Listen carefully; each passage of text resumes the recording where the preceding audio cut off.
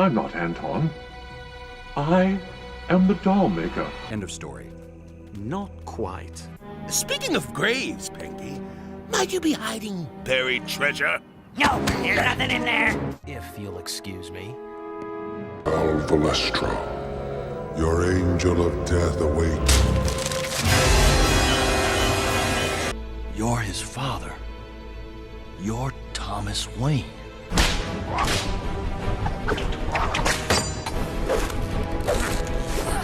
Imagine being the guy who continuously gets his butt handed to him by Daredevil to the point that you've been saved and brought back to multiple times with enhancements, and he still leaves you stuck in an iron lung with the ability to do nothing but stare and talk very quietly. Imagine being that guy, and in another act of attempted vengeance, you mastermind a whole evil plan to get your revenge with your limited communication abilities, and then in Daredevil Volume 3, number 27, this red-suited man without fear unravels your plans and then makes sure the jar that's keeping you alive gets filled with a toxic chemical, leaving you completely blind.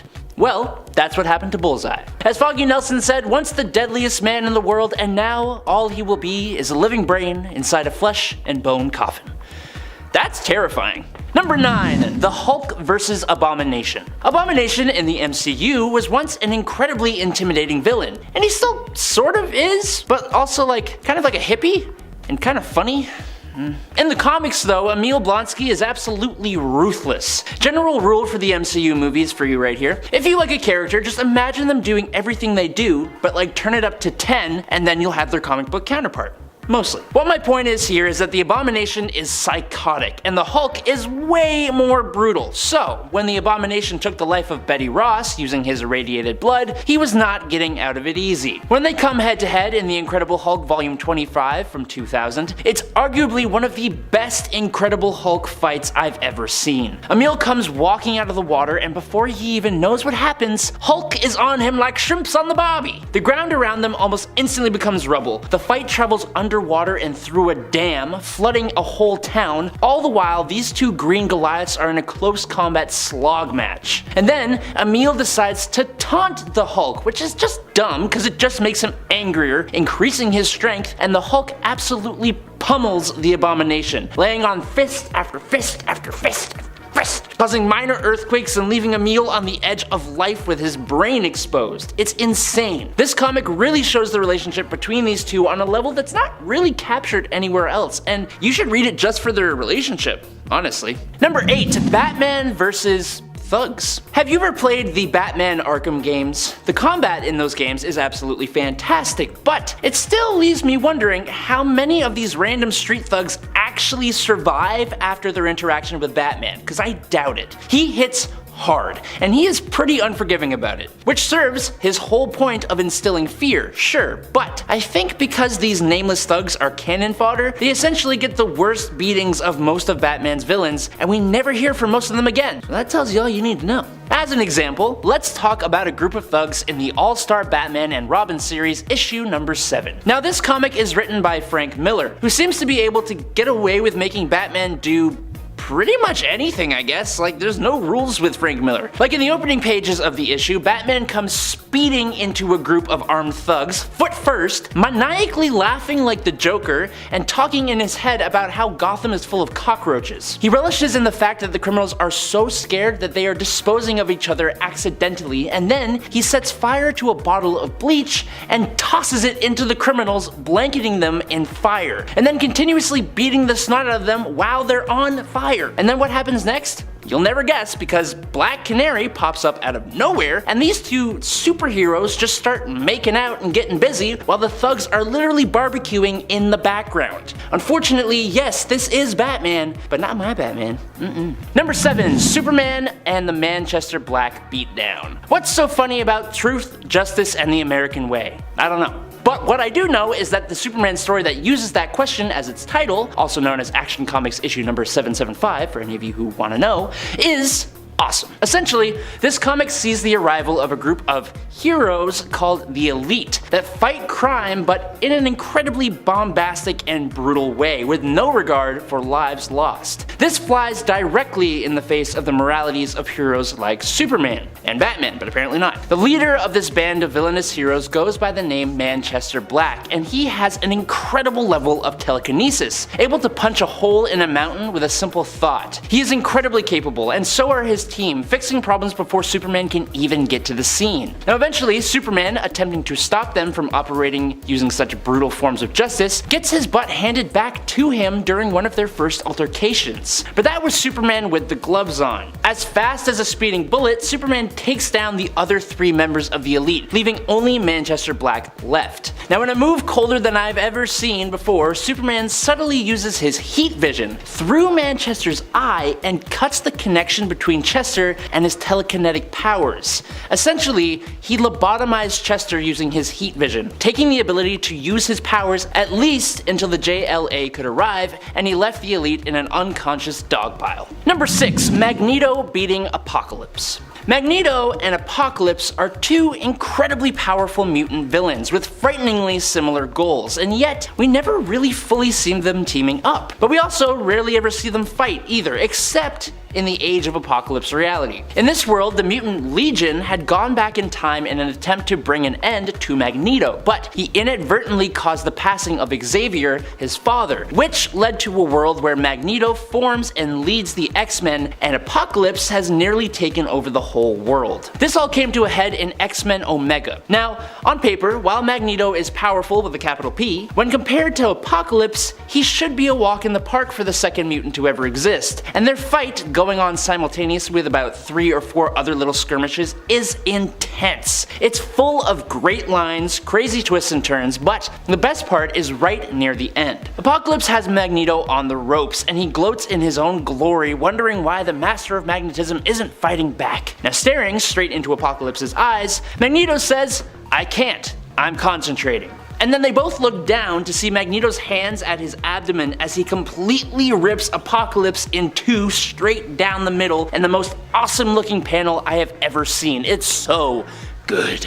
Number 5. Invincible. Invincible, Mark Grayson, is an incredibly strong character. Being a Viltrumite, Invincible is a member of one of the most unbeatable species in the galaxy. Mark is also a young adult, who hasn't learned how to control himself or his powers completely, so it's interesting that one of his greatest enemies is an incredibly squishy man by the name of Angstrom Levy. That's because Angstrom is pretty intelligent and ruthless, but also because he has the ability to open portals to alternate realities. Using his knowledge of other dimensions, he was able to figure out the alter ego of Invincible and find out where Mark lives. He travels to Mark's home and then captures Mark's mom and brother. First of all, making things this personal never works out for a villain, so they need to stop doing that. But Angstrom does actually put Mark through a good old fight, using portals to send the hero to multiple different dimensions, which was really cool, honestly. Where Levy made a big mistake though was when Mark's mom, Debbie, decides to try and attack the villain using a lamp, smashing it over Levy's big old head. Levy didn't take too kindly to this little affront, and he broke Debbie's arm. Now, in a fit of absolute blinding rage after seeing this, Mark charges full force at Levy, and they end up crashing through multiple realities until they land in a sandy desert wasteland, which is when this idiotic guy Levy decides to threaten Mark's family again. Invincible, still in this blind rage, uses all the strength he has, completely pummeling Levy until Mark looks like he's covered in ketchup and Angstrom is now a huge puddle. But somehow,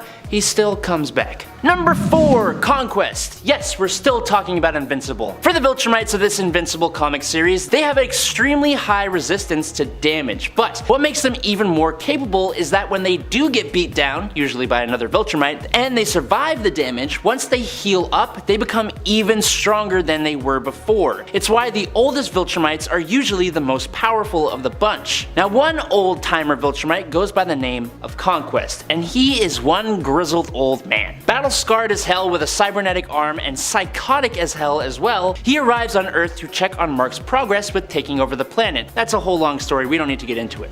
Essentially, he arrives after Mark had just gone through some I can't say that. So Mark is not in the best mood, but Conquest does not care, and these two have an absolute slog of a battle over the course of 4 issues of the comic. It's insane. Conquest takes a few hits, sure, but Mark is no match for this guy in the slightest. In an attempt to help Invincible, his girl, Adam Eve, decides to show up on the battlefield and lend a hand, and she was far out of her league, but she's very powerful, didn't really matter. Conquest punched a hole right through her. This was the line that you just don't cross. It sends Mark into a frenzy. The two Superman-like beings fly straight at one another, and Mark punches straight through Conquest's cybernetic arm, breaking his own arm in the process. He uses his unbroken hand to clock the old man in the face, he bites a massive chunk out of the guy's shoulder, Adam Eve revives herself out of nowhere, lends a helpful blast, and then when Conquest breaks Mark's other hand, this guy uses his head and headbutts Conquest over and over and over again. It was like 15 hits until what was once his head is now a stomped on can of crushed tomatoes. I don't know if we can even show this one, but it's just insane. Number 3, Squirrel Girl versus Dr. Doom. Look, we're talking comic books here, okay? Just keep that in mind. In Marvel's Superheroes number 8 from 1992, in one corner, we've got the full, untested, unbridled powerhouse of Squirrel Girl. And then, in the other corner, we have the Fantastic Four's top enemy, the ruler of Latveria, the man who has wielded the power of the Beyonder, constantly blends incredible technology with powerful magic and artifacts, fueled by his massive, deserved ego. It's the one and only Dr. Victor Von Doom. Who's the winner? Obviously, it's Squirrel Girl, what the hell? Summoning a monstrous horde of squirrels that completely swarm Doom as he cries out, "My much vaunted technology, decimated by these gnawing rodents." And he escapes through a trap door, diving into a river and leaving behind his mask, which Squirrel Girl takes as a trophy. Of all the defeats on this list, this one is definitely brutal. Completely tore that man's pride straight from him and sent him running and screaming with a whole cacophony of squirrels. Damn. That was kind of fun.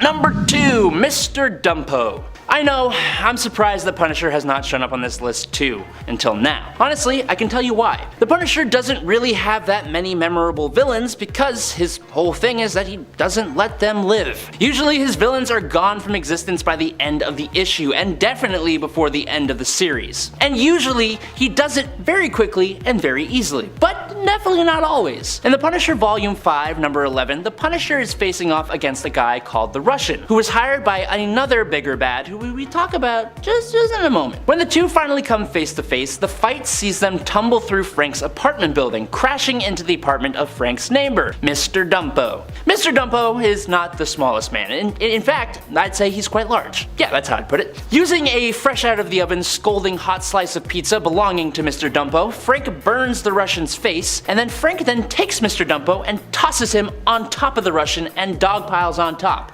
suffocating the Russian to his demise. Could you imagine going out like that? Just take a moment and think about it. That would be horrible. Number 1, Ma Gnocchi.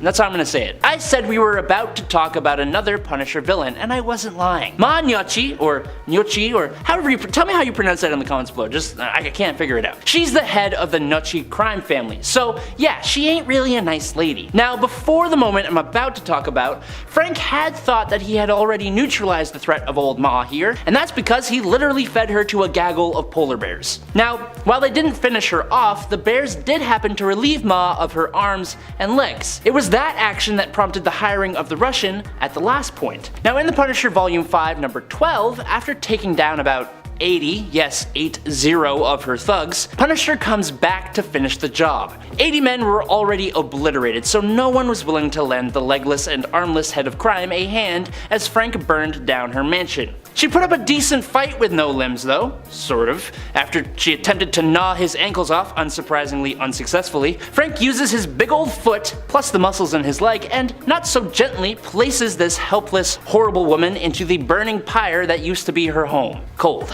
Or hot, actually, cause fire. Number 10, Kingpin's Mutant Prison. Some of the worst fates really do come from ruins, where it feels like everything is just awful for the sake of being awful, I guess. I mean, this series was made to sort of contrast the Marvels, and it does that, admittedly, but it does that without really having anything else to say, it kind of feels like. When it comes to Quicksilver, he's seemingly still alive in this series, but honestly, I can't imagine for much longer, which is how he's kind of making my list here. He ends up having his legs and arms removed because he's too fast, likely. However, Kingpin, his jailer, here claims that this is actually done for, and I quote, Quickie's own good. Considering that it looks like it wasn't done very well, and that it looks like Quicksilver may even still be bleeding, possibly bleeding out at this point, I can't imagine he'll last too much longer, and honestly, what a terrible way to go. Honestly, just existing in ruins I feel like is a pretty terrible way to go, because if you exist in that world, you're probably already dead, or you're like on your way to dying.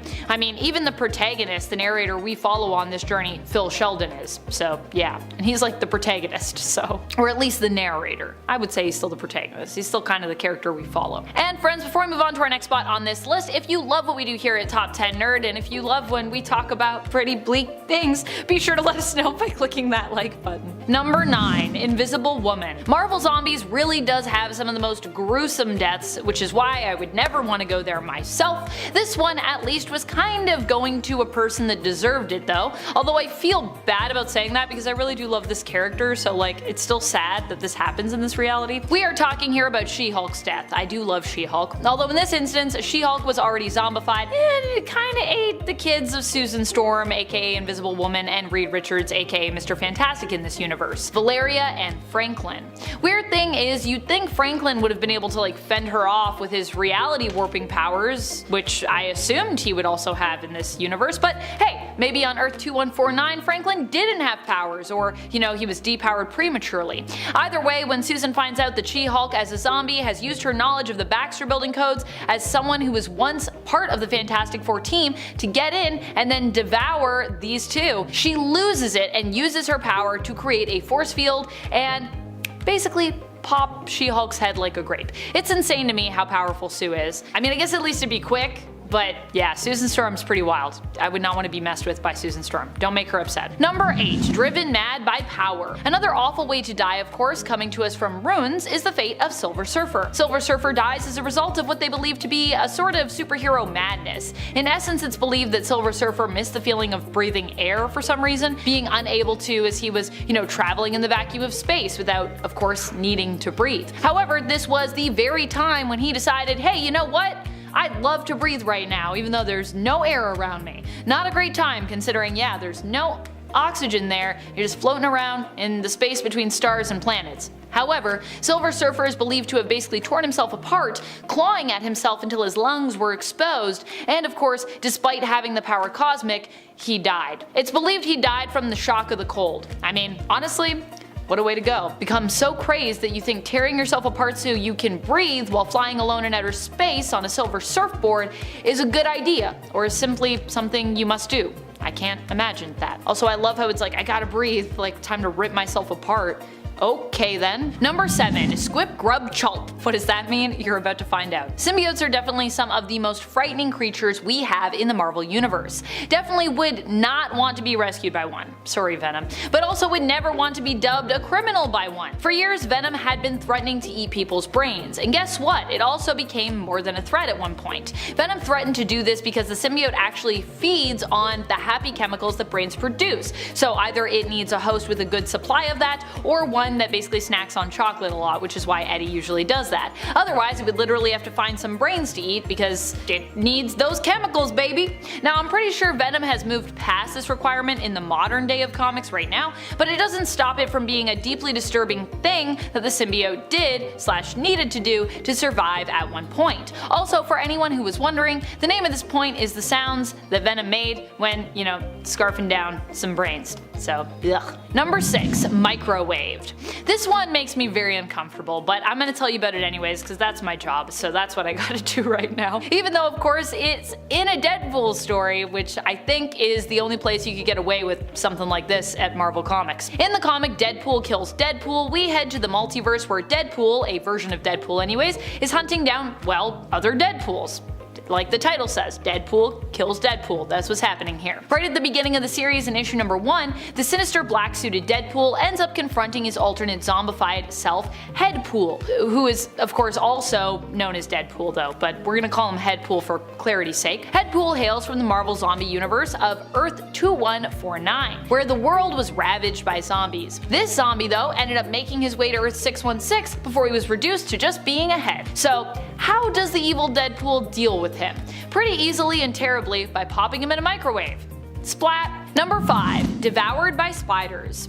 What a way to go. I just love spooky, scary Spider-Man stories. And this one comes from another tale based in the Spider-Man multiverse. We are talking about the fate of Spiders-Man. Spiders-Man is like Spider-Man, but this Peter Parker, instead of becoming a man with spider-like powers, basically became spiders. Peter Parker in this case fell into a vat of experimental spiders who devoured him completely. However, because science, they also ended up taking on his consciousness, which survived his physical death, with the spiders becoming kind of like a new version of that character, the hero Spiders-Man, who is entirely made up of spiders, and who also kind of goes on to become a villain, but that's a story for another time. Now, I personally am not too bothered by spiders in my everyday life, but I also feel like I've never dealt with, a whole vat of hungry spiders who wanted to eat me. So on paper, this one remains pretty terrifying to me, even though I'm usually pretty cool with spiders. Number 4. The Needy Revenge. On our part 1, we talked about the tragic and disrespectful death of Janet Van Dyne in the Ultimate Universe, aka the Wasp, but at least we can say she was avenged. Or we could say that if this avenging wasn't so terrible. I don't know if we can quite say that because it's pretty terrible what happens here.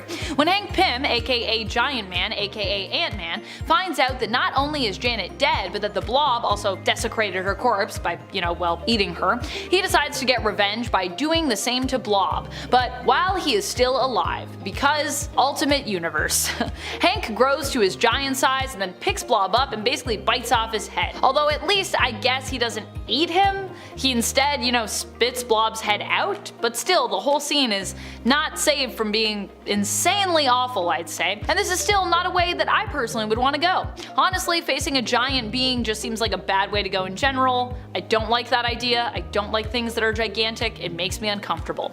If you're not eaten, you're still likely getting squashed, and that's just a yikes to me. I don't want someone to step on me. That's no thank you. Number 3. Syncing with your best pal. Possibly one of the worst ways I can imagine going just in general. Whether we're talking about comic books or real life, this way is pretty bad. Even just based on the circumstances here, the way that Captain Kate Pride went is just really sad too. She went down with a ship, drowned, which many have said is actually one of the most painful ways to go. And what made her death even worse was that she believed one of her best friends, her pal Lockheed, also perished with her. This happened when Sebastian Shaw attempted to remove Kate from the Hellfire Trading Company, which she sat on the board of as their Red Queen, by, drowning her, killing her.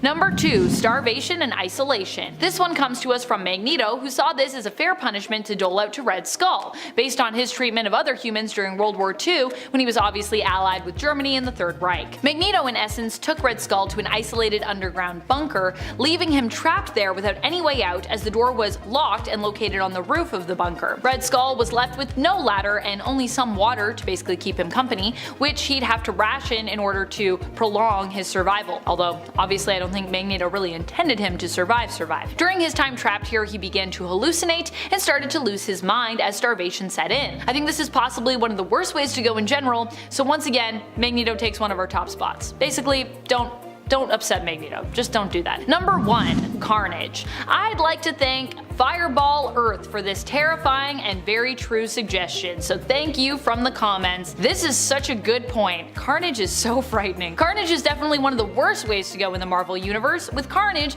you not only have to deal with having your life ended by a symbiote, which honestly, like I said, is terrifying enough, but you also have to deal with Cletus Cassidy, who is the other part of Carnage. Carnage is one entity made up of 2 serial Cletus Cassidy, and his soulmate, the alien symbiote offspring of Venom, who we often name Carnage, but technically Carnage is the entity of both of them together. Anyways, this symbiote is actually Venom's first child, who quickly became known as one of the most cruel and deadly out there, largely due to their connection to Cletus. I've seen what Carnage does when he has a whole town full of people to play with in Carnage USA, when the villain took control of an entire town, and it is definitely not pretty. Hands down, it's one of the most frightening Carnage stories I've ever read, so I would not want to be part of that at all. No thank you. Number 10. Dark Beast. I think the worst thing about being killed by Dark Beast would be the fact that he would likely do everything in his power to actually, not kill you. Which sounds counterintuitive to this list, but just go with me. He would just keep you alive while he subjects you to terrible biological experiments, which sounds pretty awful. Dark Beast is the alternate version of Hank McCoy of the X-Men, who hails from Earth 295. Here, he is not a member of the X-Men, but one of Apocalypse's lead geneticists and allies. Earth 295 is basically an alternate reality where Apocalypse successfully conquered the Earth, spinning out of the Age of Apocalypse event and follow-up line. I would at least say that Age of Apocalypse kind of became a comic line afterwards, because although the timeline kind of got fixed, it continued to go on. Dark Beast tends to focus more on experimenting on folks to improve them, or simply to learn more about them. Also, improve them. According to Dark Beast, they're improvements. However, he isn't as morally sound as Earth 616 Hank is, which is why you wouldn't want to become his victim. Although right now, Beast of Earth 616, the main continuity, feels like he's kind of becoming more and more like his darker AOA counterpart. Honestly, being killed by Dark Beast would be terrible, because it would likely be long,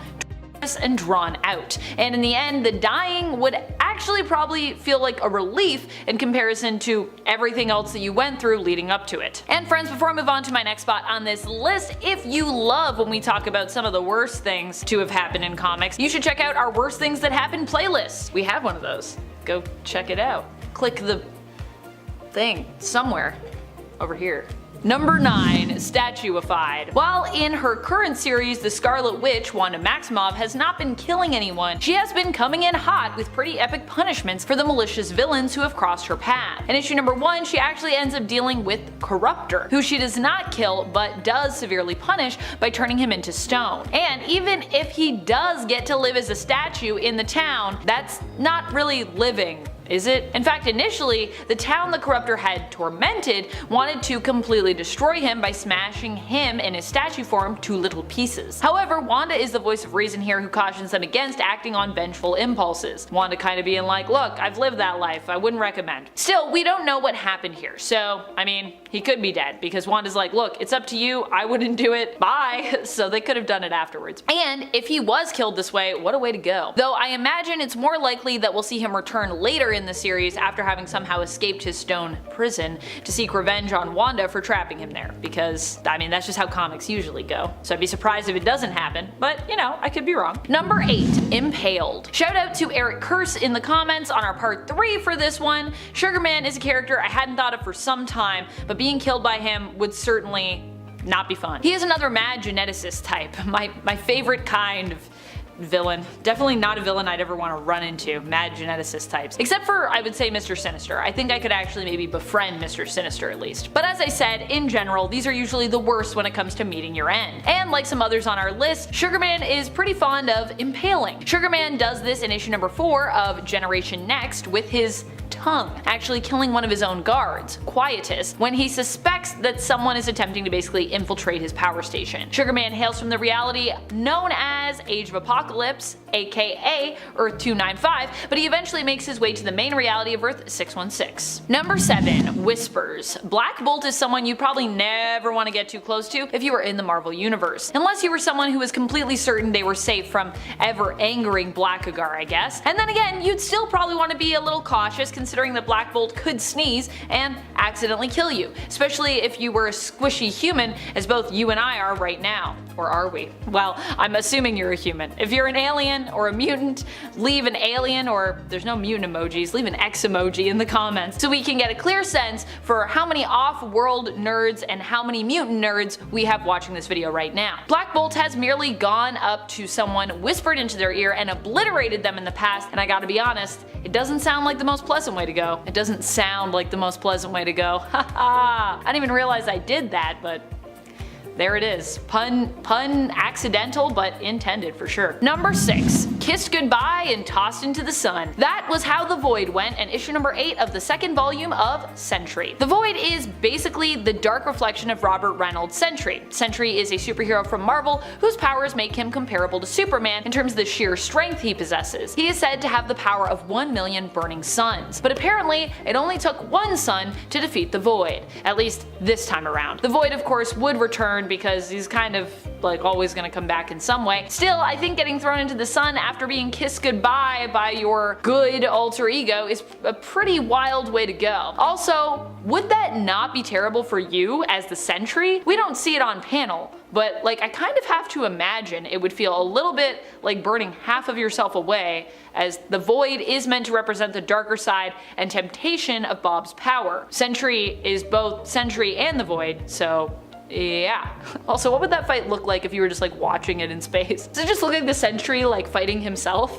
Probably not. It's probably like an actual shadow entity, but it would be kind of funny if it was him fighting himself. Number 5, Shallow Water. Oh boy, this is not just a terrible way to go in terms of physically what is happening here, but also in terms of the emotional stakes that are involved in this one. We're talking about the death of Dawan. I know in part 3 of this series we talked about how awful it would be to be killed by Dawan, but at the same time, this story kinda makes me feel for him. Dawan is the son of Wolverine, who was basically manipulated into hating and resenting his dad since he was a kid. At one point, the two are pitted against one another by Sabertooth, and Wolverine is forced to take him out, using one of a few weaknesses that both he and his son share: water.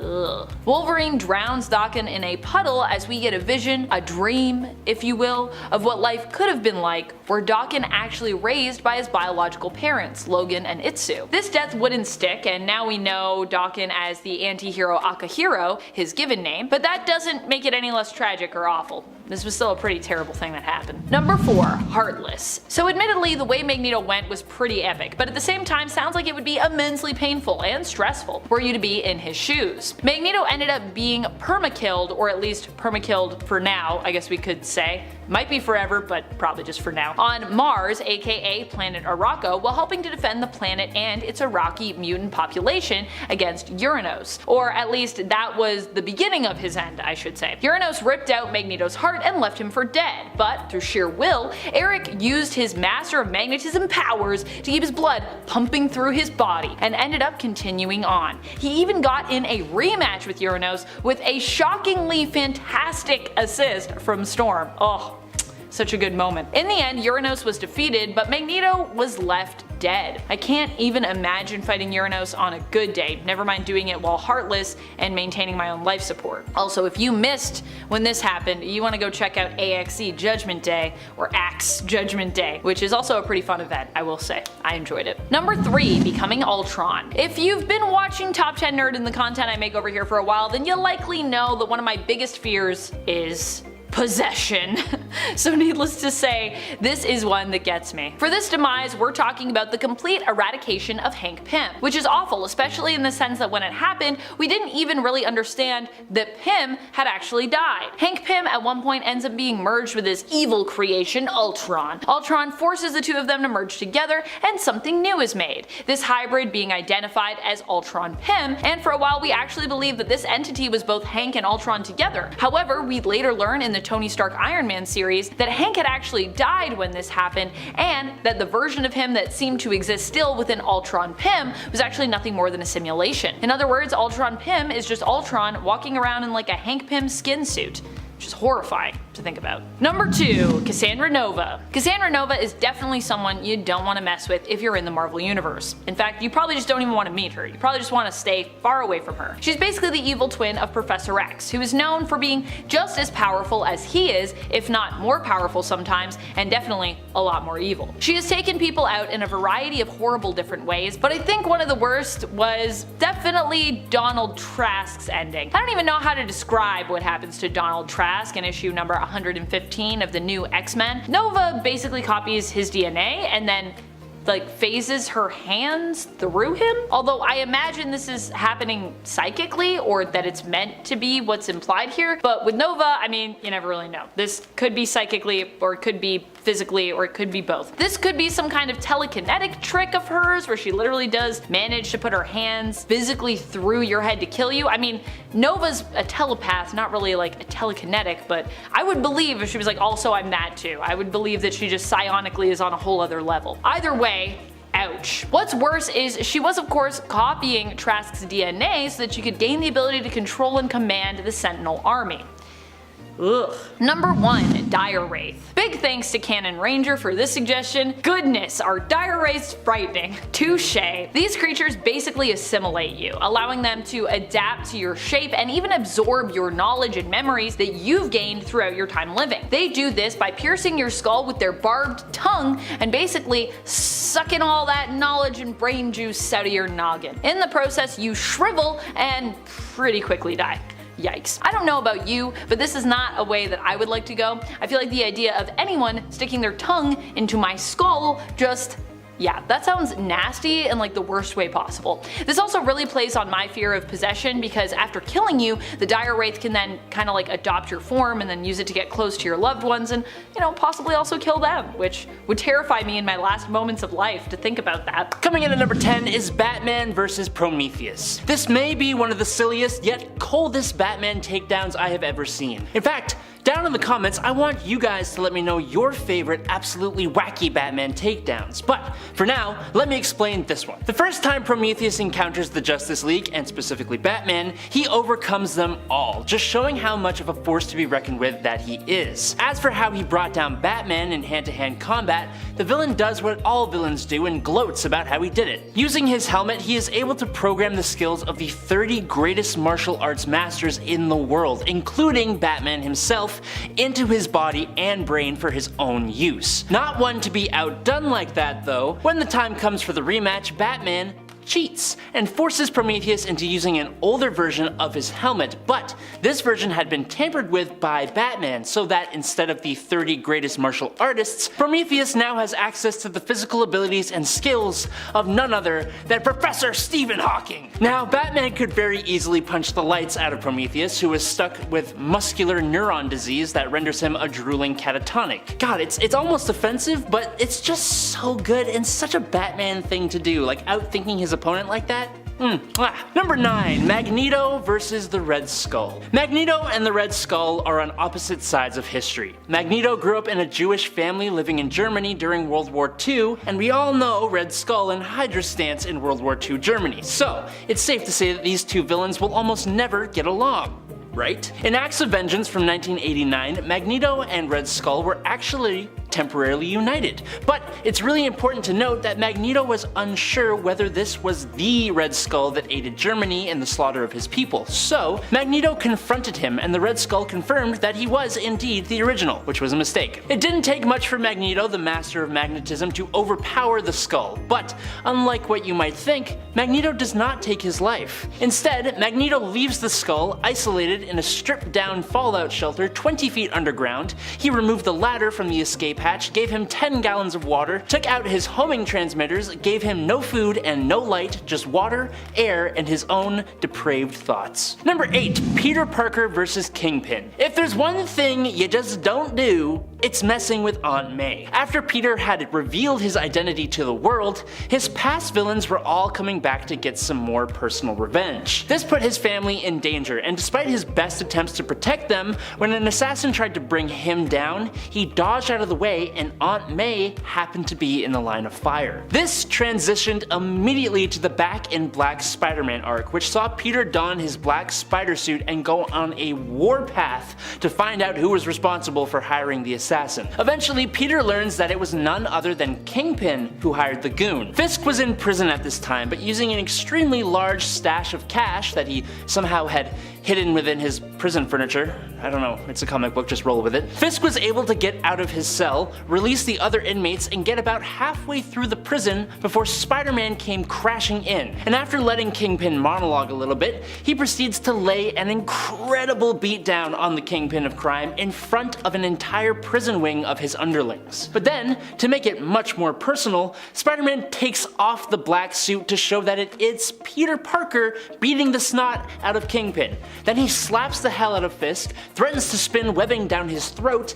and then explains how pathetic he is in front of all of his underlings, striking right at the Kingpin's massive pride. Number 7. Jericho versus Vigilante. Joey Wilson, aka Jericho, is technically usually a superhero, despite being the son of Deathstroke, one of the world's best assassins. The same serum that gave Deathstroke his powers and enhancements also gave Jericho his powers, but they differ largely from Deathstroke's. Jericho has a very unique and powerful ability that allows him to transfer his consciousness into the body of another and take control of them by making eye contact with that person. Unfortunately, every time he did this, a small shred of the individual's psyche remained in his head. At first, it was nothing that he couldn't deal with, but over time, possessing multiple people, he had so many psyches running around his head it drove him insane and put him on a warpath that needed to see him brought down. The rogue anti-hero known as Vigilante was the one to take on the responsibility of stopping Jericho, but because of Jericho's sister insisting that Jericho was a good person at heart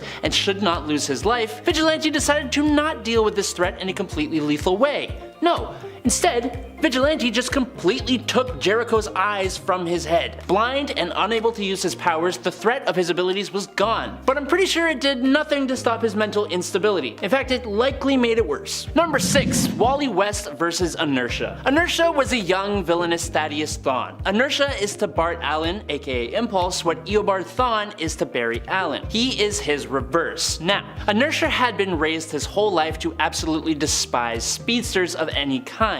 He learned to be a villain from others, but his actions were all of his own. So, when Inertia made the mistake of taking the life of his opposite, Bart Allen, he would be made to suffer the consequences. Unfortunately for him, those consequences came in the form of Wally West, one of the most powerful speedsters ever. After taunting Wally about the fact he just took the life of his sidekick, in All Flash #1, Wally takes the young villain, who had the potential to be reformed, mind you, and removes his ability to move at all, traps Inertia in a museum as one of the exhibits, only able to blink once every 100 years, and leaves the kid there still thinking in real time during all of this, meaning he's driven slowly and pretty surely insane. And just as the cherry on top, Wally left him facing the exhibit of Bart Allen, the man that Inertia could have been. It's an incredibly dark fate for a hero to impose on a villain, especially one that small. Number 5. Superman versus the Joker. The Injustice video game and comic books took the simple premise of an evil Superman and turned it into an awesome story with really cool moments. The designs created for the heroes are mostly really cool,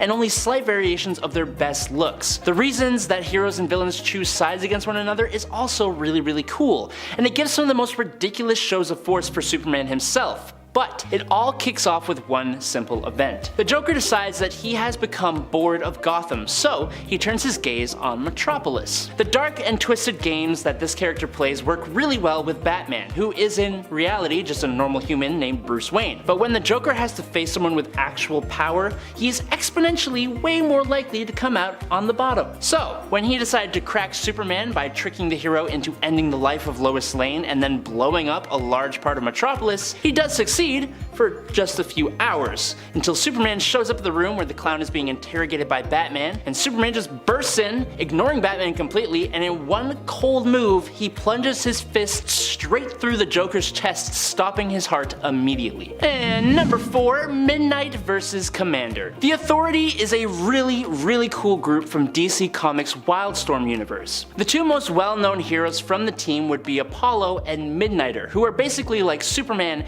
and Batman respectively, only these two are husband and husband, and Midnighter is almost insane. He is like Batman, but like Batman who is also mixed with the Punisher and maybe like a bit of Deadpool. And these stories get dark. In Mark Millar's run on the Authority, a villain by the name of Commander makes the very big mistake of attacking and forcing himself on Apollo. This was a hell of a mistake, because in response to those actions, Apollo, after recovering, burns Commander's legs so that he can't escape, and Midnighter shows up with a jackhammer. And the rest is something we are kept from seeing. If you want to check it out for yourself, you may be my guest, but you've been warned, it is quite haunting. Number 3, Captain Cold vs. Johnny Quick. If you have not read Forever Evil, I highly recommend you do. It's such a dark and crazy story that sees the villains of the DC universe step into the heroic side to take down an evil Justice League from the alternate reality of Earth 3. Each member of this crime syndicate of America is a sick and twisted perversion of their prime Earth counterpart. But of all of them,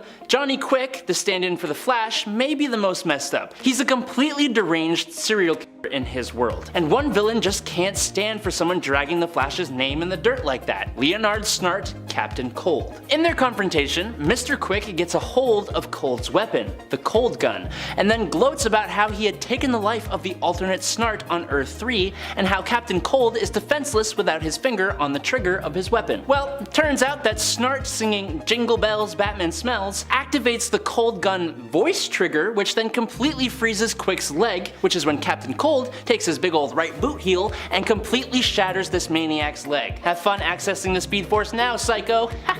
In at number 2, Black Panther and the Skrulls. Wakanda, like the other fictional kingdoms of Atlantis and Latveria, is protected by a man who will do anything to protect his people. T'Challa doesn't really have the luxury of sparing those that would do harm to his incredibly advanced home. But Wakanda is also one of the #1 places targeted when an invading force wants to take over Earth. So, taking those two facts into account, when the Skrulls tried to invade Wakanda to start their mission of dominating the world, T'Challa and his wife Storm of the X-Men left those aliens with a clear message. After tricking the Skrulls into inflicting pain on their own men for information, the Skrulls sent out their best warriors for the task of taking down the pair. But just as those toughest warriors are gone from sight, an army of Wakandan soldiers breaks into the Skrull ship and leaves not a single Skrull soul alive. While that's happening, those quote toughest warriors are turned into pulp by Black Panther, with T'Challa using their blood to write quote,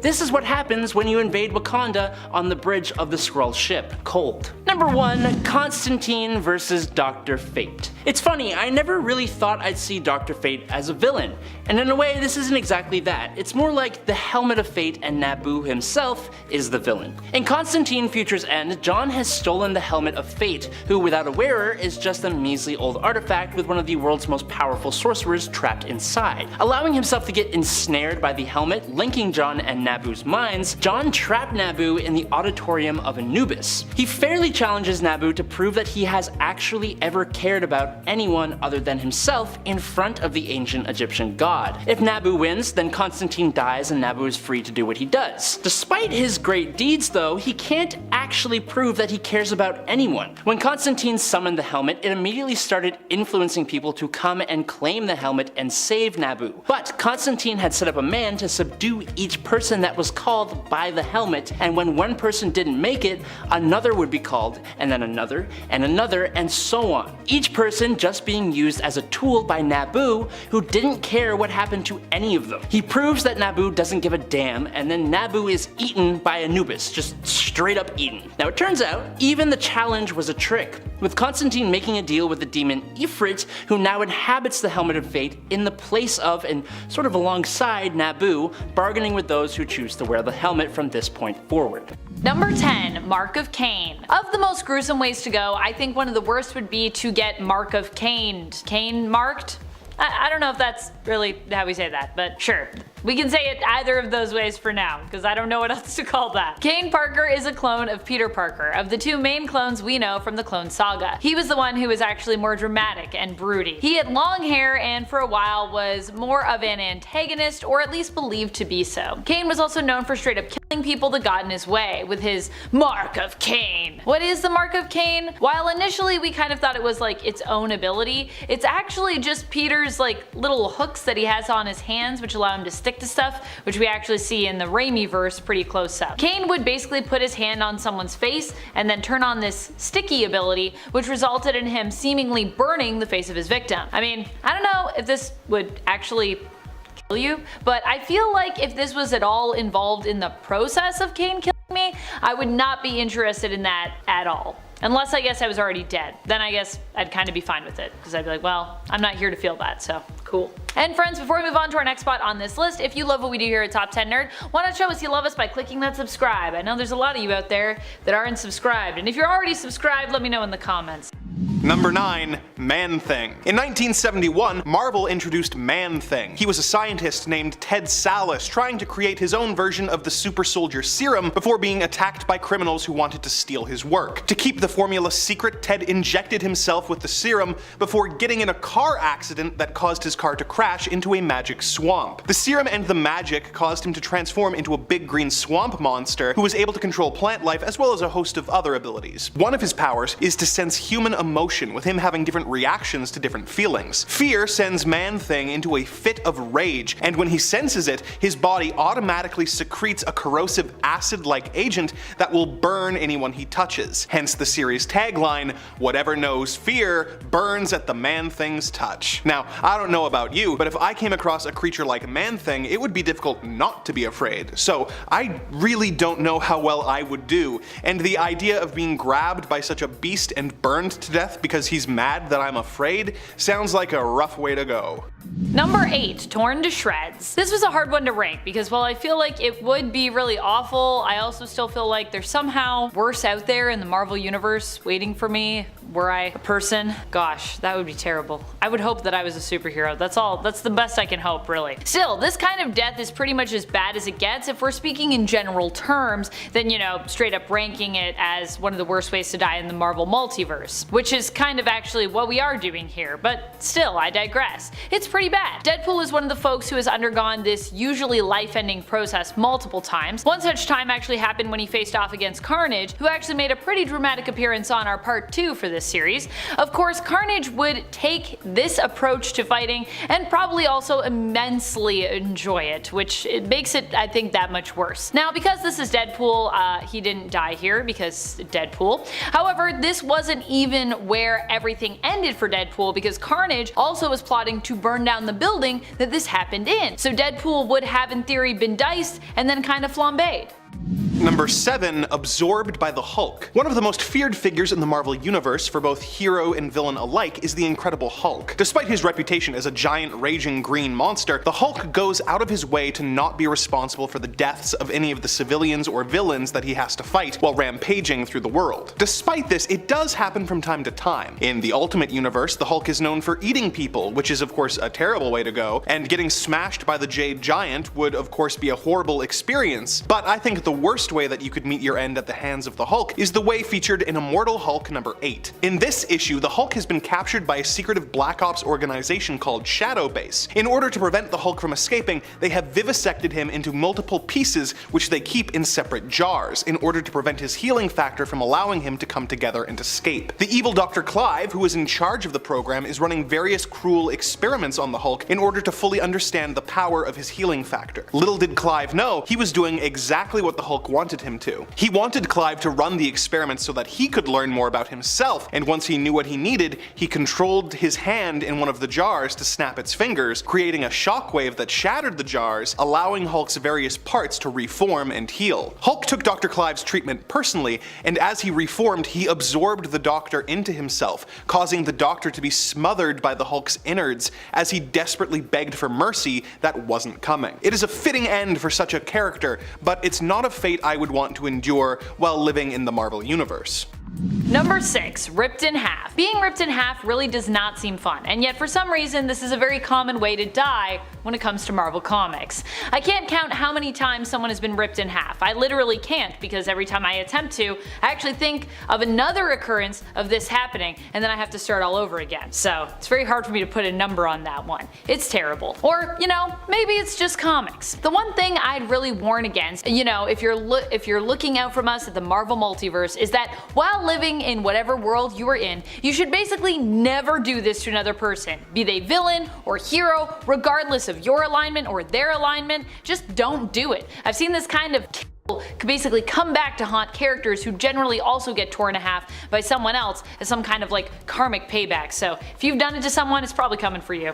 Number 5, the U-Men. The mutants of the Marvel Universe have had a pretty rough go of it, being subjected to many atrocities due to the prejudices of the humans that despise them. Usually the humans are convinced that the mutants are dangerous and desire their extermination, so they can take their place as the next step in evolution, which makes the humans try to exterminate them first. Other comics explore how the mutant hate doesn't really make a lot of sense, as the humans will praise the superpowered beings until they find out that they're mutants, at which point they will turn against them. However, some of the humans hate the mutants out of sheer jealousy. For example, the Homo Perfectus movement, which are humans who believe that they are mutants stuck in human bodies and wish to undergo surgery to empower themselves with mutant powers. There was a cult-like faction of the group called the U-Men who swore against ever having contact with the impure world until they had their powers, and wore containment suits until they could be transformed. The way the U-Men went about this was by traveling the country and capturing mutants who they would then harvest organs and body parts from in order to empower their members. Life for mutants is hard enough, but being captured by an insane cult with a military budget who want to dissect you and steal your body parts in a crazy quest to steal your powers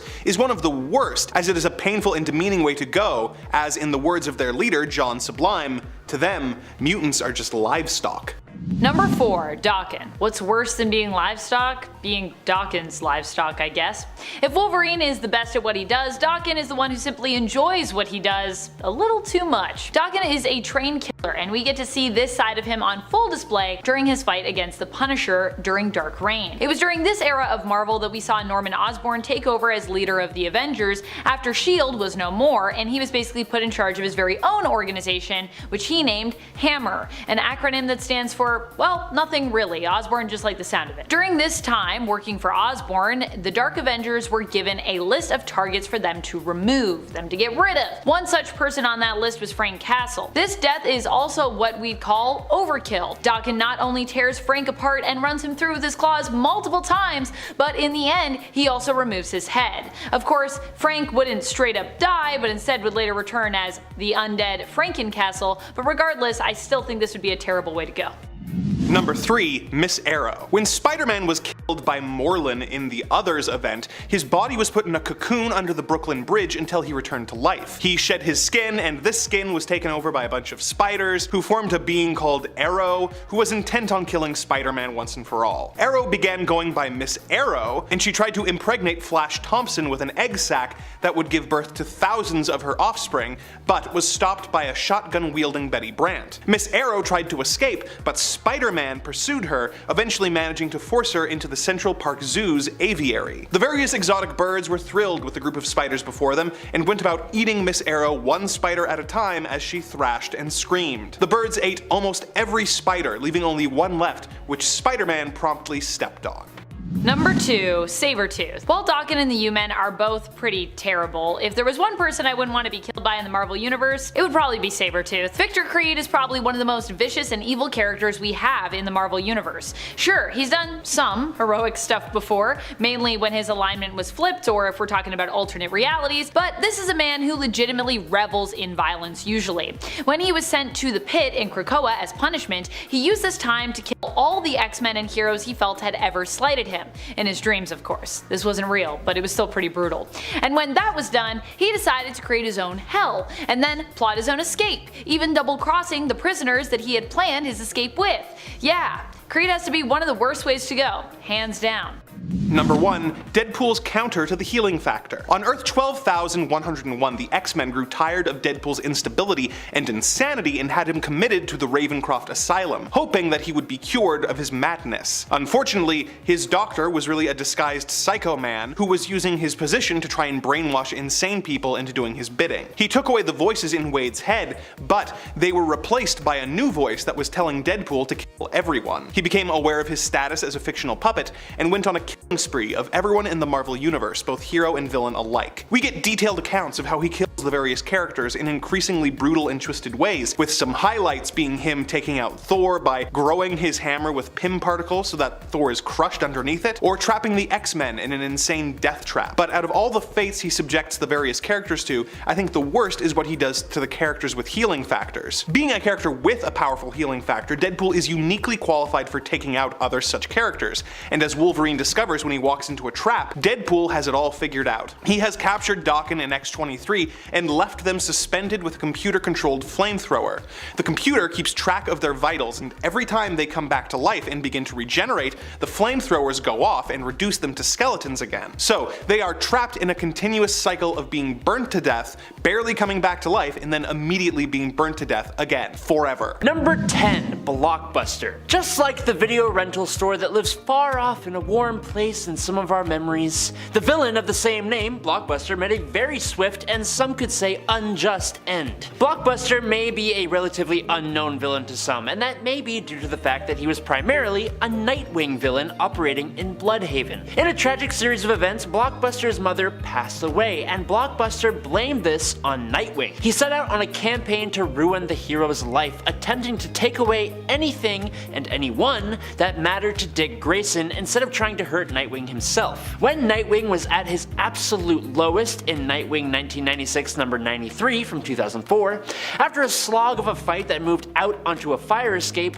Nightwing had Blockbuster on the ropes when the new Vigilante, Tarantula, showed up ready to bring Blockbuster to an end. Now, in a move I just did not see coming, Nightwing leaves his morals at the door, realizing Blockbuster will never stop, and he steps aside to allow Tarantula to end the villain's life. He then went and freaked the hell out while Tarantula started to seduce him. It was really weird, but it happened. Number 9. Spider-Man vs. Firelord. I think it is a well-known fact that Spider-Man pulls his punches. It's part of the reason he is one of the best heroes, but I always forget how much he actually pulls those punches. For example, in The Amazing Spider-Man issue 270, a black-suited Spider-Man puts one hell of a beating on a former Herald of Galactus, Firelord. Previously, Firelord had been wandering the cosmos when he stopped in New York to enjoy the culture, I guess, only to be attacked by firemen and then kicked in the face by Spider-Man. Now, the Lord of Fire wants his revenge. After leading Firelord on a merry chase through office buildings, Grand Central Station, the subway system, into a construction zone, having a building demolished on top of the fiery villain, and then leading him to a gas station which explodes,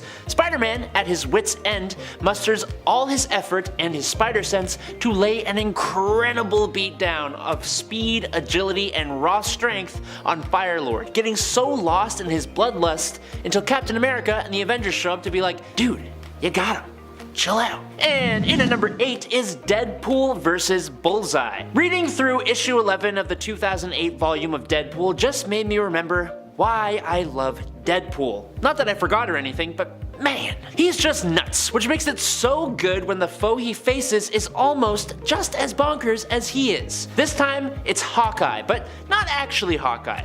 It's actually Bullseye dressed as Hawkeye because this is happening during Dark Reign, and that's a long story on its own, which maybe we should do an attempt to explain of that at some point. For now though, Bullseye/Hawkeye has been contracted to take down Deadpool. In the last issue, he managed to get an arrow right through Mr. Pool's noggin. So, in this issue, Deadpool takes it out and his brain is still half regenerated as he tries to take on Bullseye at this meat farm. Now listening to his half-formed brain, Deadpool takes cover into a meat locker and decides his best course of action is to, quote, be the meat, and he suits up in a butchered pig, using it as makeshift armor. Wade charges Mr. I, who had conveniently run out of arrows, lands a good crack, rack, and a crock, and then takes a swift kick to the no man's land. The fight transitions to the kitchen where Bull's Hawkeye, or whatever you want to call him, comes at Wade with a buzzsaw, and Deadpool, wielding 2 meat hooks, trips, grips, and sends a hook straight through this fellow mercenary's chest. The dynamic between these two psychos is just a treat to read, but I'd honestly recommend just reading the whole of this volume of Deadpool itself.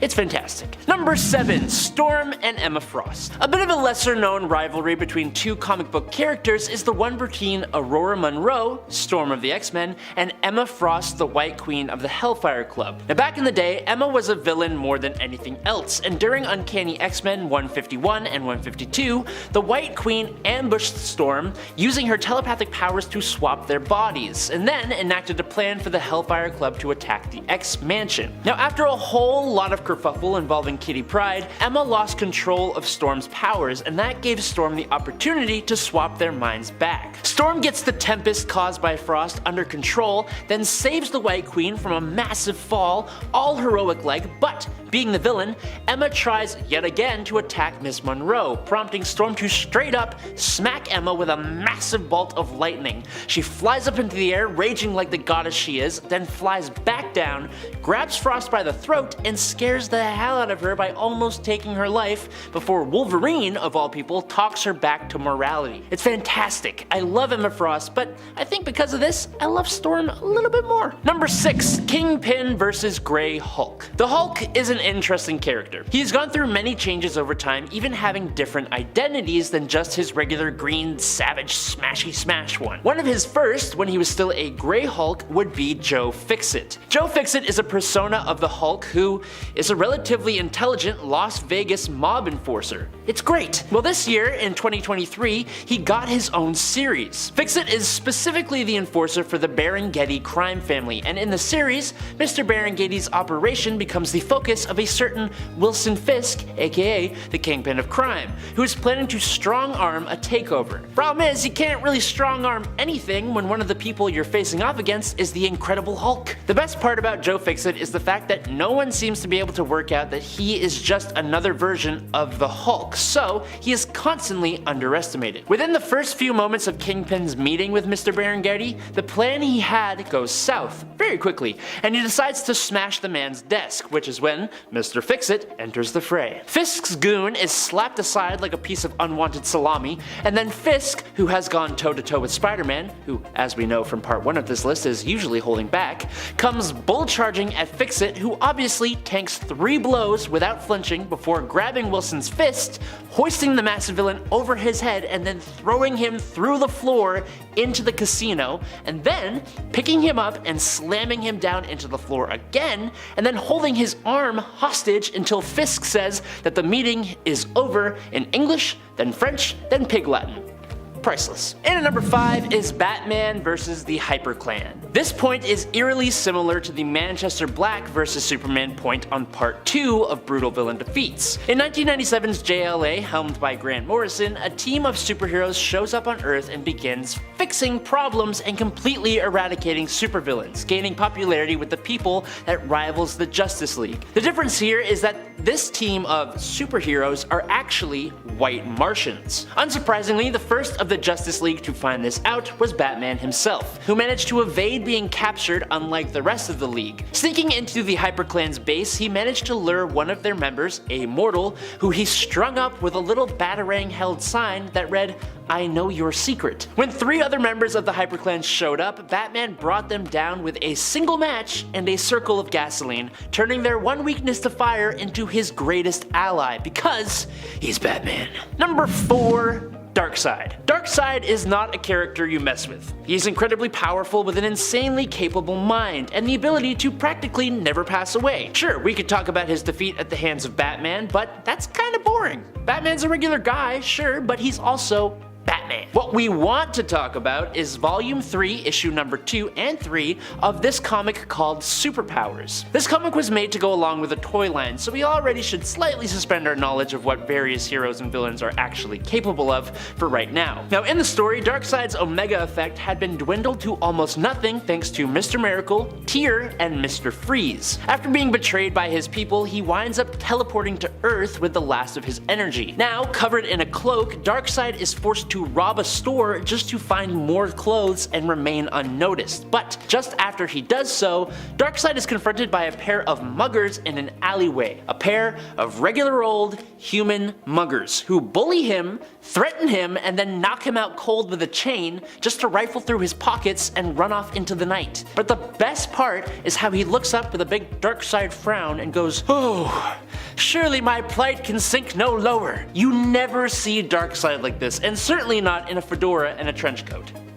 Number 3, Starro versus the Justice League. Despite how ridiculous the idea of a massive starfish-looking alien that can control minds is, Starro the Conqueror is still one of the Justice League's earliest and most dangerous foes. All the way back in the Brave and the Bold issue 28 from 1960 is our first ever introduction to Starro. Now this was before he used starfish facehuggers to control minds and instead would use a telepathic beam to control huge scores of people. When Starro did this to a town of people using one of his deputies, the Flash happened to take note of the fact that one kid, Snapper Carr, who was possibly the most annoying kid to grace the pages of comics, was immune to the effects of Starro's mental control. But it was a mystery as to why. It turns out that Snapper was covered in calcium oxide, aka lime, from when he was working on a lawn earlier in the day. Lime, used by oystermen to fight starfish off of their oysters, also happens to block the powers of Starro, curiously enough, and so Green Lantern grabs a bunch of barrels of the stuff from a nearby farm, and the Flash grabs bags and bags of it from a chemical warehouse, and they team up to proceed to absolutely cover Starro in lime, imprisoning the Conqueror in an unbreakable shell of lime. As it says in the comics, a living statue of lime. Number 2, Firestorm versus Parasite. Rudolph Jones found himself exposed to a strange form of radiation, which changed him into a bald, green-skinned parasite with the ability to absorb the life energy of others. Well, in Firestorm, the Nuclear Man, issue number 86, Parasite is released from an area he is being held in and goes on a rampage, draining multiple people of their life energy, including Firehawk, who fell pretty easily to this villain. Now luckily, the hero Firestorm is nearby. At this point in time, Firestorm has become the world's fire elemental and received a pretty significant power boost. Almost as if to prove this, Firestorm comes in hot on Parasite with a blast of flame, and then, when Parasite tries to drain Firestorm's power, the hero is completely unaffected as he says, quote, "My powers come not from myself, but from the earth. I don't have power, I am power." And in a last-ditch effort, Parasite decides to try and trade energy blasts with Firestorm. Now unfortunately for Parasite, it is nowhere near an equal fight. He uses up all of the energy he took from Firestorm, and then just trying to hold back Firestorm's blast, Parasite goes through his own reserved life energy until he is on the brink. Realizing he will lose, he begs Firestorm to stop, saying that Firestorm would bring the end for Parasite, to which Firestorm simply says, "That was my intention." Luckily for him, Parasite was saved by the allies of Firestorm who told him to stop, but this hero left Parasite emaciated from using up his own energy. And finally, and at number 1, is Joker versus the Red Skull. Now look, the Joker is a maniac, an absolutely insane criminal lunatic, but hey, he is an American criminal lunatic, goddamn.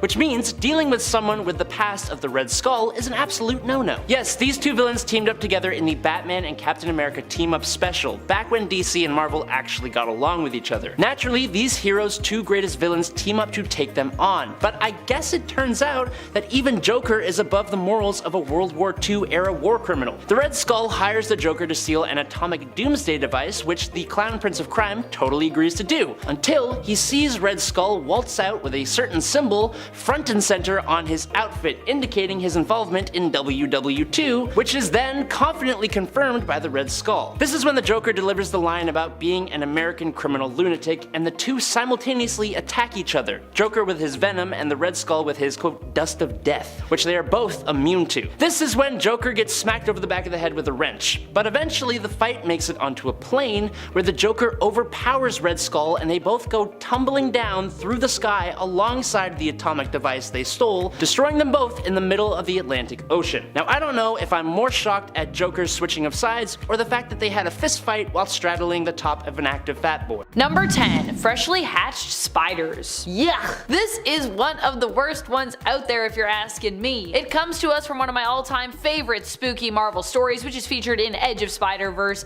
issue number 4, the previous Edge of Spider-Verse, not the newest one to come out. And the story that we're talking about here is that of Patton Parnell. I love Patton Parnell. Patton Parnell is an alternate version of Peter Parker who is basically a psychotic serial killer in the making. Once he is transformed by a radioactive spider bite, he gains more confidence and literally turns into a monster. He gets revenge on his Uncle Ted, who has mistreated him throughout the years, by placing spider eggs inside of him. Yikes! And, well, those eggs Hatch! Uncle Ted isn't the only one who seemingly meets his end this way either. And friends, before we move on to our next spot on this list, if you love what we do here at Top 10 Nerd, why not smash that subscribe button? I know there's some of you out there, some of you that aren't subscribed, probably not you folks that are commenting. I know you've probably subscribed, but you over there, yeah, you should subscribe.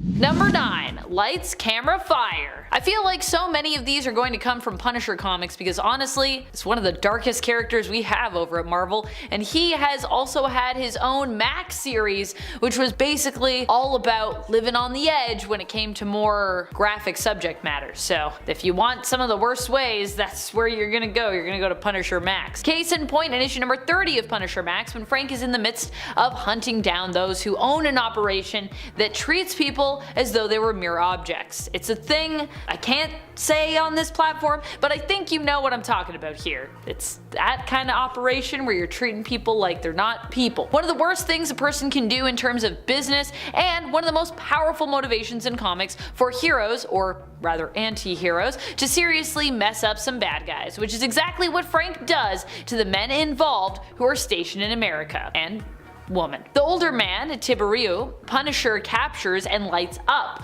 recording his demise on film as a warning to be delivered to those in Moldova.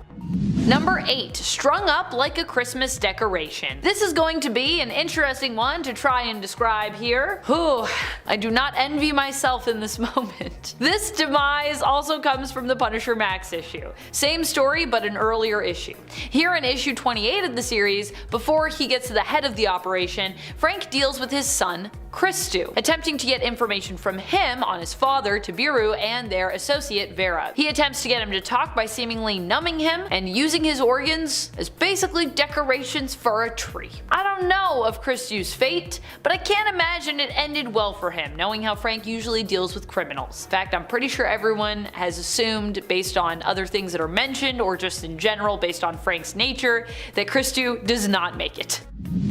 Number 7. Crushed by tumors. Of course, when it comes to some of the worst ways to go, it doesn't get more gruesome and depressing than ruins. Every time I think I've escaped this alternate reality and my mind is free from it, there's always another list that brings me back to Marvel Ruins. In Marvel Ruins, one of the worst ways I've seen to go is the way of the Hulk. In this reality, superpowers are depicted as being brutally realistic, so when Bruce Banner becomes irradiated, instead of turning into, his giant, muscular, and vibrantly green alter ego, the Hulk, he just develops a bunch of green tumors that become so large that they basically crush him beneath their weight.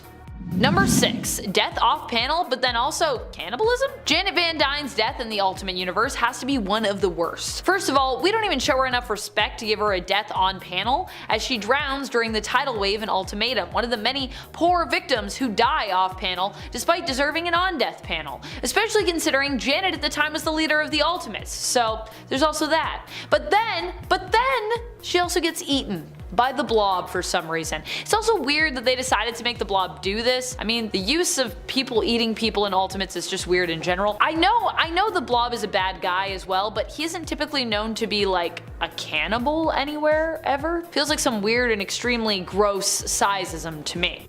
Number 5. Steamrolled. Well, this one did not kill the person who was victim to it. It would kill most other people and is still one of the worst ways I can think of to die that I've seen on display in the Marvel Universe. This death, not really a death, but could be, comes to us from the pages of Punisher issue number 17, part of the Marvel Knights line, written by Garth Ennis. It seems oddly slow and terrible, a properly terrifying way to go. Yep, we're talking about when Punisher has Wolverine steamrolled. This also happens after Wolverine has already suffered a ton of other awful stuff, losing the skin on his face, getting shot point blank below the belt, and having suffered an attempt at removing his legs with a chainsaw. While he obviously lives past being steamrolled thanks to his healing factor, Wolverine has heightened senses, so he would also feel immense pain with every single inch that the steamroller rolls over him. And he actually goes feet first underneath it. Yikes. Number 4. Shatterproof glass. So this is one of those things where the actual story behind it makes it a heck of a lot worse, and also more poetic in some ways. Once again, we're going to Punisher Max, and once again, we're going to the same story that I was talking about earlier with the insidious operation that Punisher attempts to put a stop to, helping to free the women who find themselves basically trapped within it. However, not all the women involved in this operation are actually victims. One of them is actually a crucial part of running the business, and even suggests how to best break the women they are holding and using so they can be more easily used and manipulated, more malleable. When Frank runs into her, he knows her involvement and decides to dole out a pretty awful punishment: death by being tossed repeatedly into shatterproof glass, which eventually does give out, with the woman, Vera, falling to her doom. I think it's the moments in between being tossed against the glass brutally that really make me feel this is one of the worst ways to go. Those pauses in between, I'm like, oh, because you know what's coming and you have like no control. I don't like that. I don't like it. Number 3, slowly consumed. Yeesh! This is probably one of the worst ones I've ever seen or read. I mean, all of these are really bad, but this one haunts me. This one haunts me to this day. When I think about it from a psychological perspective, well, I can't really fully do that because it just messes up my mind too much, so I can't really do it, but you get the idea. Basically, during Marvel Zombies, which happens in an alternate reality, where most of the heroes and villains succumb to the virus, but not all of them, one of the people that manages to survive for a good long while is actually T'Challa, aka Black Panther. Unfortunately, that doesn't mean that he gets out of the story unscathed, although he does not become a zombie for a very long time. At one point, he is lured into a trap and basically kept as a food source by Hank Pym, aka Ant-Man, or rather Giant Man, who prolongs his friend's death in order to keep the meat fresh, so that he might slowly consume him. Don't worry, Black Panther does manage to escape. He doesn't die this way, but not every single piece of him makes it. And there are others in Marvel Zombies like Mary Jane and Aunt May who actually do die by being consumed by someone they loved and trusted, Spider-Man. So, yeah. Number 2, stomach problems. Ugh. Okay, time to talk about Old Man Logan and his fight against Old Man Hulk. If you are familiar with the Old Man Logan universe and the stories that exist within it, I think you know where we're headed. For those of you who aren't, get ready and allow me to explain. Basically, in the Old Man Logan universe, the whole world is left in an apocalyptic state after the supervillains finally win and actually defeat the heroes. Success! Wolverine himself was manipulated into turning on his fellow X-Men by Mysterio, and now is only known as Logan. He doesn't like to go by Wolverine anymore, he doesn't like to think of that because it ended terribly. However, despite all of this and everything he has lived through, Logan still manages to find a way to keep moving and even ends up settling down and starting a family. However, he has to pay money to the Hulk gang, who basically have claimed the land that he and his family live on. Logan ventures out to get said money to basically pay his weird Hulk landlords, and actually succeeds in collecting the money, but arrives home too late as the impatient Hulks returned early and actually murdered his kin. Seeking revenge, Logan challenges Pappy Banner, the head of the Hulk gang. Logan seems to lose the fight when Hulk eats him, but later on, Hulk dies of indigestion. That's what happens when you eat Wolverine.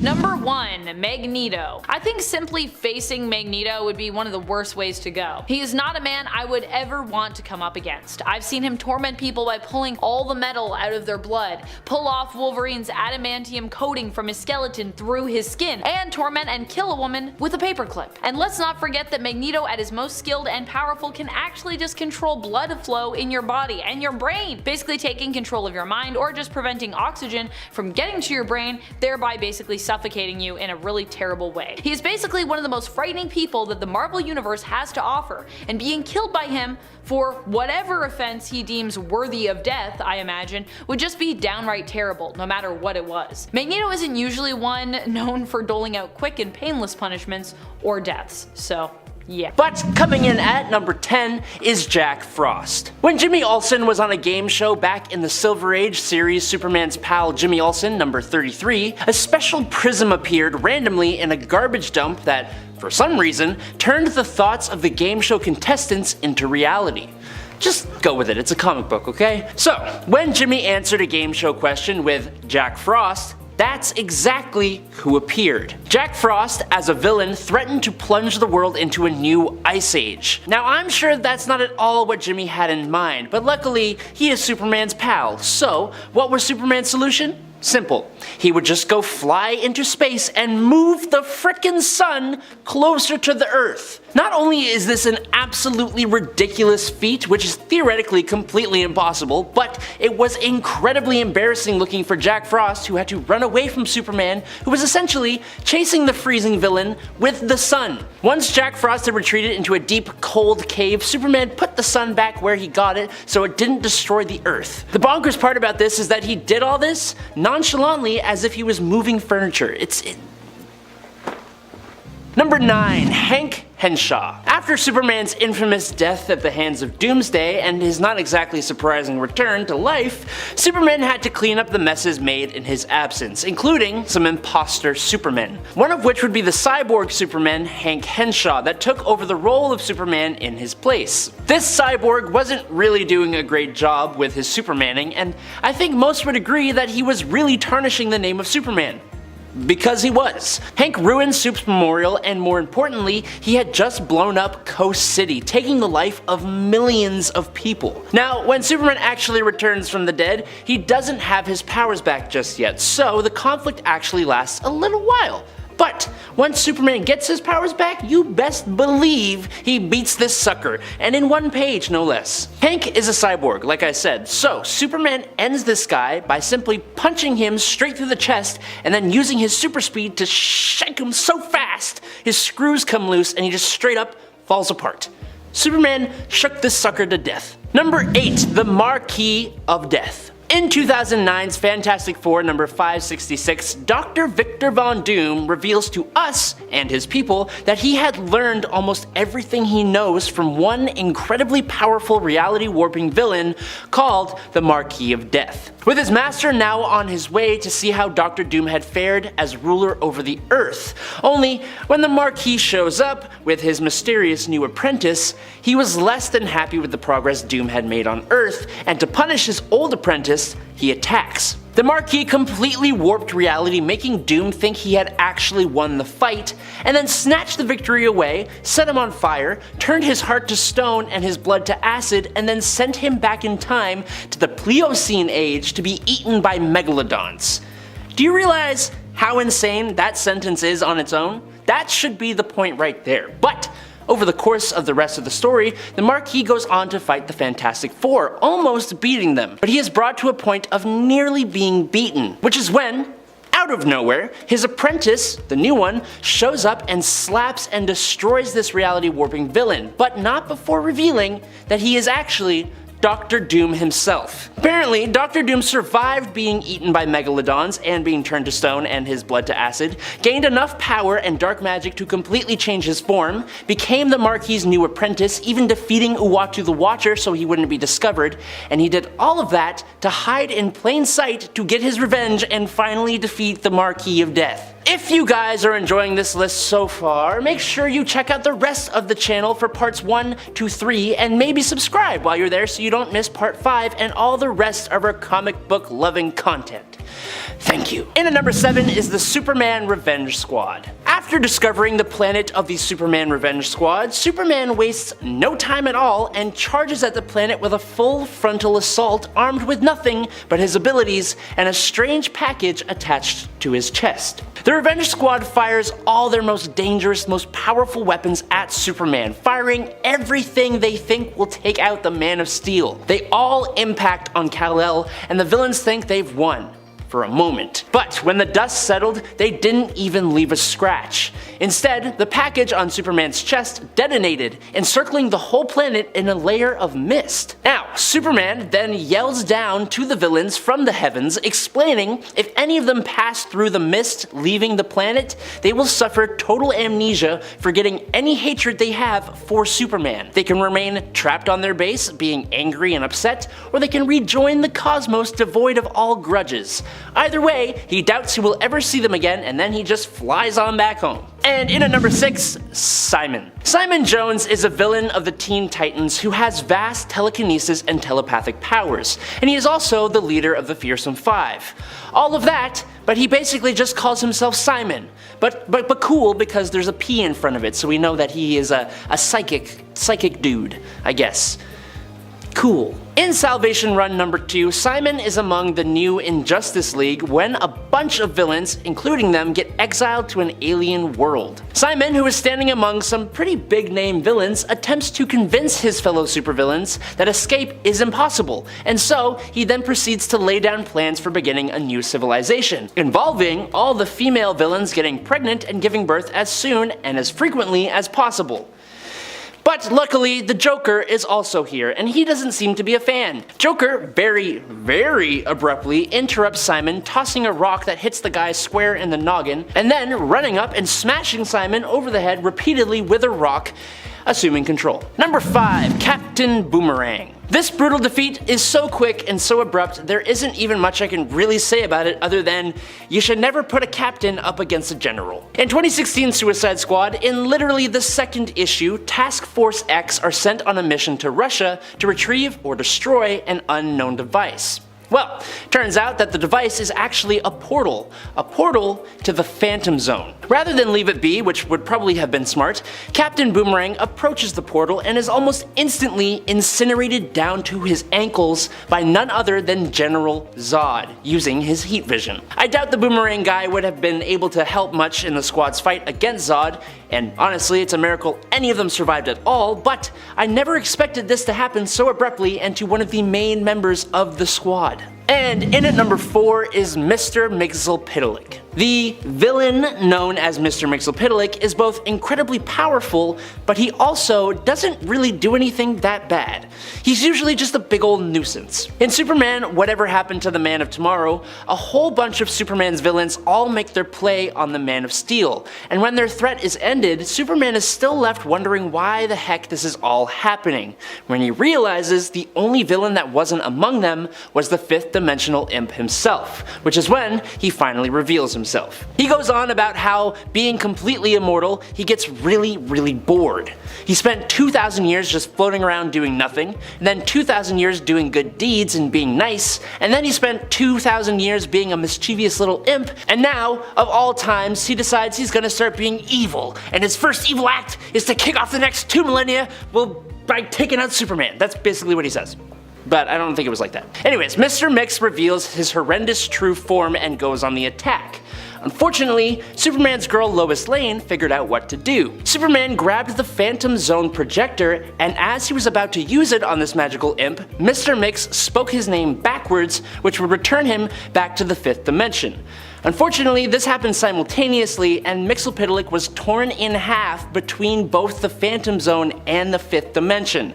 And apparently Superman did this completely on purpose, and then he runs off to go and sulk about it. Number 3, Dinosaurus. The Viltrumites from the Invincible comic series are a race of near invulnerable, incredibly strong, world-conquering aliens, but none among them stands as strong and as invulnerable as Grand Regent Thrag. Battle-hardened over thousands of years, only the most powerful characters can even hope to stand mano-a-mano against this powerhouse. David Anders, the villain known as Dinosaurus, is not one of those characters. While Dinosaurus is very strong, it's more so his intelligence that is his greatest weapon. Dinosaurus allied himself with Invincible around issue 90 of the comic, and in an attempt on Mark's life by Thrag, Dinosaurus comes to Invincible's aid, which he had to know would not go well. Dinosaurus attacks Thrag, but his claws shatter like glass on Thrag's skin. Thrag then proceeds to pummel Mr. Anders, only stopping when he was distracted by an explosion. This brief moment of pause gave Dinosaurus the chance to chomp on the Grand Regent's head, but unfortunately, just like his claws,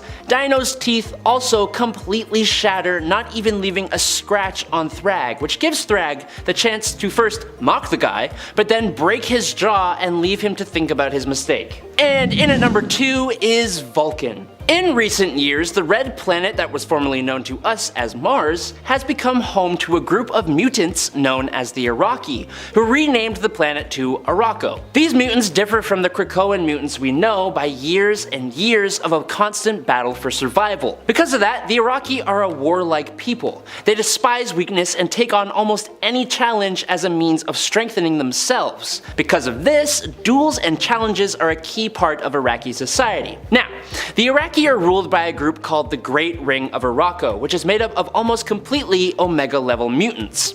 One of those mutants is an incredibly disliked guy by the name of Tarn the Uncaring. Now another Omega level mutant who is also pretty unliked by a lot of people is a guy by the name of Gabriel Summers, aka Vulcan, who wields massive energy manipulation abilities, which he can use to take away mutant powers. The problem is, Tarn's ability is also to take away mutant powers. As part of a big convoluted plan, Vulcan challenged Tarn for his seat on the Great Ring of Araco, which all comes to a head in X-Men Red issue 3 from 2022. Just as the fight begins, both mutants simultaneously negate each other's powers, turning their fight into a straight up physical altercation. At first, Vulcan gets in a few good hits. Meaning 2. He gets 2 hits. But he didn't seem to take Tarn's face tentacles into account, one of which catches Vulcan's fist, allowing Tarn to land a face-shattering punch. He then grabs Vulcan's arm with one hand and completely snaps it, then slams his face into the Coliseum floor and crushes it with 3 swift punches, winning the fight. And in at number 1 is Tarn the Uncaring. Ooh, surprise! You thought that was the end of the story. Well, nope. Right after Tarn has turned Vulcan into a floor decoration, he celebrates his win, exclaiming that he is unkillable and asking who will challenge him now. And to his surprise, someone answers. You see, another powerful mutant who is also hanging out on Araco is none other than Magneto, who has been featured a few times in this series. Magneto comes floating into the Coliseum with his helmet and calls Tarn a stain on the planet, challenging the recently victorious mutant whose psychokinetic power-stealing abilities have now returned. But if you think that will put Magneto at a disadvantage, you are sorely mistaken. Araki combatants are allowed to use weapons outside of their powers, and like I said, Magneto had his helmet, which, if you are unaware, blocks mental powers. Before Tarn even finishes his sentence to accept the challenge, Magneto uses his metal controlling powers to slam his helmet onto Tarn's head, blocking his powers from being used, and then, in one swift move, he crushes the helmet and Tarn's head like a can of pop. It's so fast and so ruthless, and it's the most badass moment I have ever seen.